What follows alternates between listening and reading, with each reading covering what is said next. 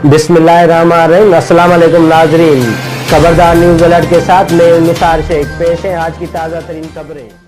डेरा मुराद जमाली के अवाम को साबका अवामी नुमाइंदों ने महरूमी के सिवा कुछ नहीं दिया। अवामी इताद के उम्मीदवार मीर जाफर करीम बंगर जाफराबाद से गुलजार वफा की रिपोर्ट। डेरा मुराद जमाली के हल्के PB 1176 के अवामी इताद के नामजद उम्मीदवार मीर जाफर करीम भंगर ने मीडिया से बातचीत करते हुए कहा कि अवामी खिदमत का जज्बा लेकर इंतखाबात लड़ रहा हूँ।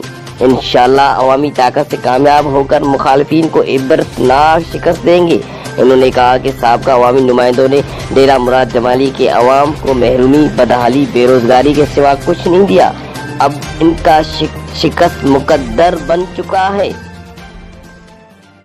ये थी आज की ताज़ा तरीन खबरें। मजीद खबरों के लिए देखते रहिए खबरदार न्यूज़ अलर्ट।